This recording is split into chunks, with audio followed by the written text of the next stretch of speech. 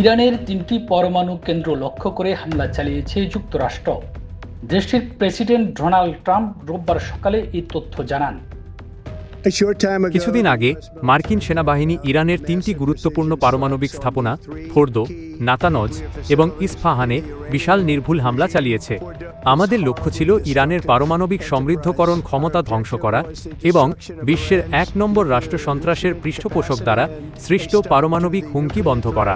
আজ রাতে আমি বিশ্বকে জানাতে পারি যে এই হামলাগুলি ছিল একটি দর্শনীয় সামরিক সাফল্য। ইরানের গুরুত্বপূর্ণ পারমাণবিক সমৃদ্ধকরণ স্থাপনাগুলি সম্পূর্ণরূপে নিশ্চিহ্ন করা হয়েছে। মধ্যপ্রাচ্যের দালাল ইরানকে এখন শান্তি স্থাপন করতে হবে। যদি তারা তা না করে তাহলে ভবিষ্যতের আক্রমণগুলি আরও বড় এবং অনেক সহজ হবে। ৪০ বছর ধরে ইরান বলে আসছে আমেরিকার মৃত্যু, ইসরায়েলের মৃত্যু। তারা আমাদের জনগণকে হত্যা করছে, তাদের হাত উড়িয়ে দিচ্ছে, রাস্তার পাশে বোমা মেরে তাদের পা উড়িয়ে দিচ্ছে। এটাই ছিল তাদের বিশেষত্ব। আমরা ১,০০০-এরও বেশি মানুষকে হারিয়েছি এবং মধ্যপ্রাচ্য এবং বিশ্বজুড়ে লক্ষ লক্ষ মানুষ তাদের ঘৃণার প্রত্যক্ষ ফলস্বরূপ মারা গেছে। বিশেষ করে তাদের জেনারেল কাসেম সোলেইমানির হাতে অনেক মানুষ নিহত হয়েছে। আমি অনেক আগেই সিদ্ধান্ত নিয়েছিলাম যে আমি এটা হতে দেব না। এটা আর চলবে না।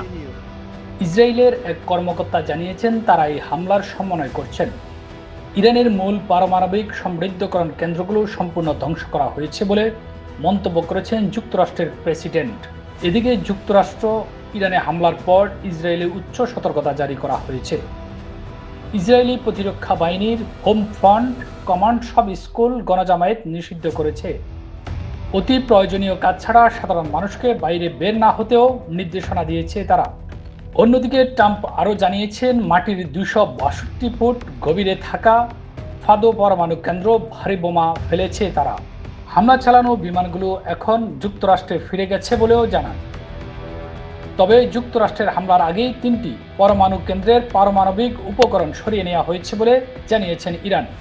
এছাড়া সব পারমাণবিক স্থাপনার কোনো তেজস্ক্রিয় পদার্থ নেই বলে জানিয়েছে ইরানের রাষ্ট্রীয় গণমাধ্যম IRNA।